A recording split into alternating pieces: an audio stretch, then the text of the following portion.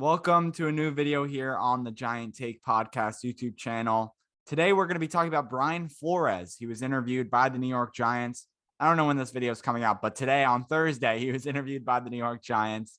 And we're going to talk a little bit about Mr. Flores. So we can get into originally where he was from, Brooklyn, New York, a New York native. And funny enough, he grew up he also went to school close to the Northeast. Yeah, he went to Boston College, BC, and he grew up a Giants fan. Giants and Mets fan, I think, were his top two teams. So interesting little tidbit there. Could very well be coming home. To introduce anyone, my name is Josh, and I'm joined by my co-host, Alex. First of all, Alex, how are you? I'm doing well. It's getting down to the final couple days of this coaching search. Brian Flores is an interesting one. You either love him or you hate him. And I wouldn't say I feel either of those ways about him, but he's certainly an interesting candidate. On paper, he's a good candidate. It's all the background stuff that we're really not sure about. What actually happened in Miami that led to him losing his job? Yeah, and it seems like he was a very demanding coach. I think that had something to do with it. He didn't get along very well with his assistants. He prepared for some games, even alone in his office, going through all the notes and things of that nature. And I think that led to the Miami Dolphins maybe being so successful. It could very well be the case. Who knows? We know, though, that he did want Deshaun Watson with Miami, and that could have very well led to his departure from there. And it was also rumored that if he comes to the Giants, he'll want to bring Deshaun Watson to the Giants too. Well, in Joe Schoen's press conference, John Mara introducing him and talking to the media shut that down very quickly by saying, Giants, we are not trading for Deshaun Watson. When he was asked, go into detail about that a little bit, just said it just doesn't work with our team, with the salary cap, with his issues off the field. It just doesn't work. So interesting that he said that even before the interview with Brian Flores. I guess that was just to get Flores in his seat and, don't mention Deshaun Watson because he's not coming here. That could have definitely been the case. Well, Flores, he's still coming in to do the interview. So obviously that's not a deterrent for him, at least, right? Otherwise he would have just been done already. He doesn't have many other options at this point, right? He just got fired. There are some issues. He's going to have to do a lot of explaining to the Maras, Tisch, and Shane. Right. And well, we thought he was going to be a front runner for the Chicago Bears job. And instead they hired today the Colts defensive coordinator. I don't know his name off the top of my head, but somehow they're getting clowned for it because somehow you have Brian Flores at the top of your list as the favorite candidate. And then you end up with the defensive coordinator of the Indianapolis Colts.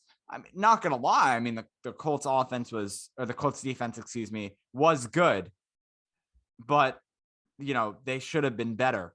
Not they should have been better, but I think there were better options for the Bears to select. And that was just something to think about.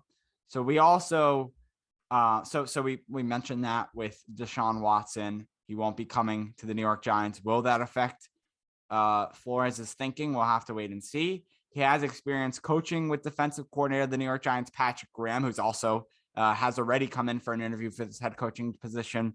Will that change things? Did they like each other? That's another thing. Will he come in? Will Pat Graham stay as the defensive coordinator? That's a big deal. If they don't get along, we had Joe Judge not get along with a few guys, Jason Garrett, and whoever the offensive line coach that got fired midseason was too. Mark Colombo, I think his name was. Yeah. So he can coach, but can he get along with these guys that he's worked with, and those players who play for him? Is he a relationship builder or breaker? That's certainly one of the things we'll discuss with Brian. That's what Giants co-owner John Mara said. We're going to spend some time on that when he comes in. It's obviously something we're going to have to discuss when he comes in. That was from the New York Post. And let's see. I'm ready to start getting into the Giants.com stuff. They have a few different things on him. Then we can go into his resume. And then at the end of the video, kind of give our overall thoughts on Flores and if he should be the Giants coach. So yeah, I'll get into the Giants.com stuff right now. Flores did a good job on the field in 3 seasons with Miami. He never reached the playoffs, but his team had 10-6 and 9-8 records the past 2 seasons. And the 2021 Dolphins had a 7-game winning streak. A little bit about the team specifically. We had Tua. He threw checkdowns a lot. Alex, his nickname, as well as many other NFL fans who wanted to clown Tua on all social medias, called him Tua. Alex, this is where you come in. Turned the ball over. Yes. Sorry, I thought you were gonna say it, and I was like, all right, fine, I'll just sit no. I wanted to give it to you because I think Tua should get a little bit more credit. I know he doesn't. I agree. He should get more respect than he does, but he's still Tua turned the ball over. It's not that many interceptions is the issue. It's the fumbles. I think I have this written down. The Dolphins were at least like a top 3 team in total fumbles lost this past season. So he does throw checkdowns during games a lot of the time, although he was ranked 7th in completion percentage. In the 2021 season, the Dolphins defense ranked 2nd in interception touchdowns, and then 5th in team total sacks. Here's another thing here from Giants.com.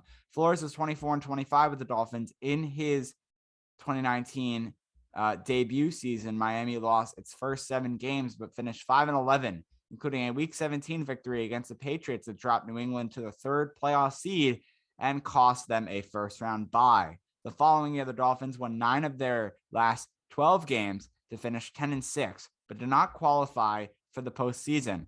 In 2021, Miami became the first team in NFL history to follow a 7-game losing streak with a 7-game winning streak. The Dolphins ended the season with a 9-8 record and out of the playoffs. Flores has coached all 3 phases of football: offense, defense, and special teams, and began his professional career as a scout, which we will get into in a little bit. During his 18 years in the NFL, Flores has contributed to victories in the Super Bowls, in multiple Super Bowls, 4 to be exact, 7 AFC championships. With who? Well, all with the New England Patriots. Who else? We know that he is a guy who was under head coach Bill Belichick, another guy who's deemed to be unsuccessful as a head coach because he's been fired already, although had 2 pretty good seasons. We don't talk about 2019, the team won 5-11, but the other 2 seasons, 10-6, 9-8, we were very surprised, to say the least, when Flores was fired in Miami. Yeah, certainly. In that first year in 2019, Dolphins might have had the worst roster we've ever seen on an NFL team. That team was atrociously bad. Atrocious. You thought the Lions team was bad this past year. That team was 10 times worse. Yet he was able to get them 5 wins somehow. So that was truly impressive. Those 5 wins are not something to be like, oh my God, he only got 5 wins. That's like a damn, he got 5 wins with that team. What I would say in terms of the Dolphins have not drafted well since Flores has come in. Waddle, I guess, would be their best pick, but they brought in some other players who just have not really worked out. The offensive line's been an issue for the Dolphins, and obviously quarterback's been an issue. Even with Tua, they didn't hit on that. And with Flores, you're looking at, he was clearly against Tua. He was anti-Tua. Ownership was clearly for Tua and giving him a chance, and the Deshaun Watson stuff. I think that's what lost him his job more than anything. But there's definitely some questions that he's going to have to answer. He's not going to be able to go into that interview, or he wasn't able to go into this interview today. Let's hope, unless John Mara is a fool, without answering for some of the things that happened, because otherwise there's just too many unknowns to commit 3 years to him, which is what we're going to have to do with this next head coach. You're committing 3 years to this head coach, unless they Urban Meyer it. You're committing 3 years to this. Yeah. No, I was just going to say, it's not just Urban Meyer that has ended his coaching career, early. I mean, John Gruden this season. but like in recent, I know, but like a quick, I know what you're saying. But yeah, he's going to have, because it's too risky if you don't understand what actually happened. So let's go into the resume for Mr. Brian Flores at the age of 23, and he's still a young head coach in the NFL too. But, he got his first start in 2004 with the New England Patriots at the age of 23. He was the scouting assistant. So he started as a scout for the New England Patriots 2004, 2005 season, then got upgraded from a scouting assistant to a pro scout for the Patriots in the 2006, 2007 season. 2008, 2009, became a coach, worked with the special teams. He was a special teams assistant.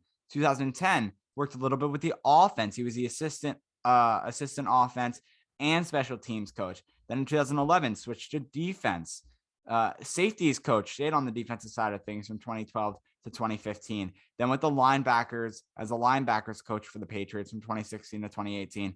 Got his job as the Dolphins head coach from 2019 to 2021. And that leads us to today at 40 years old. He's a man looking for a job. Didn't get it with the Bears, has interviews lined up, had one with the Giants today. So I will start with the question, should Brian Flores be the head coach of the New York Giants?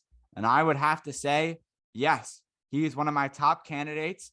There is the issues with, it doesn't seem like he got along with his other assistant coaches. That's a rumor, though. We don't know that for sure. He's not going to admit it. The only thing he would probably do is deny it. The thing is, though, what I see is that he had head coaching experience for 3 seasons, 2 out of the 3 leading the team to positive records, over 500. The Giants, well, what have their head coaches done the last few seasons? Not lead them to records over 500. So there's a coach with 3 years of experience building a team, and they've been doing pretty good. I know no playoff football. And then you look at, Brian Daboll, Leslie Frazier, these are the Bills guys that Shane has connections with. Okay, but they're coordinators. They haven't had head coaching experience yet. I think Daboll is an extremely good play caller.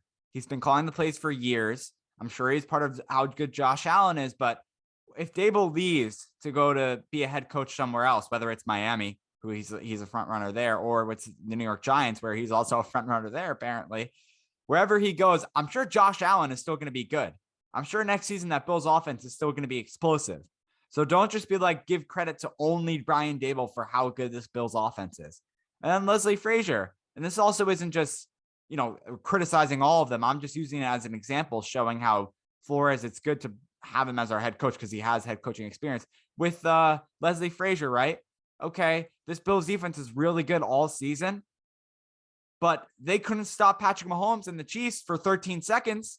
That ended their season.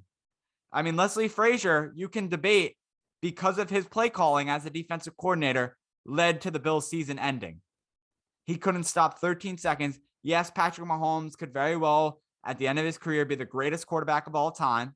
It could happen, but they were playing like it couldn't happen, Alex. The Leslie Frazier set up a system saying, nope, Patrick Mahomes can't come down the field. It's impossible. And they did it. So, just something to think about. So yes, to answer the question, I think he would be very good. He could be a good head coach for the New York Giants. As this is the last profile here that we have on the coaching candidates before, these interviews wrap up. Obviously, Frazier has his second interview tomorrow. We don't really know what's going to happen. Is there going to be more candidates? Possibly. So who knows about that?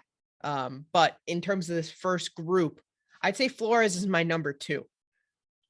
On paper, he is the number 1. I agree with you, Josh, but there's just too much back there that I'm just scared about. I don't know what happened there in Miami, and I don't understand. We need to know what happened, because that's the issue. Without that, I'm too nervous, and I just I don't like the unknowns there. There's unknowns with all these guys, right? Daboll has those unknowns as well. But at least with Daboll, it's not that people don't like him or, he's a bad presence in the locker room. He kicks people out of me. We don't hear any of that stuff. Whereas with Flores, there's been rumors of those things. So that's what concerns me about Flores. But if he is the coach, if he has decided to be named the coach, I assume they've done their homework and figured out what actually happened. And I'll be happy with it. But there's a bit in me that's a bit that's nervous at what could have happened and what could happen with the Giants if he were to become the head coach. So he's my number 2 guy behind Brian Daboll.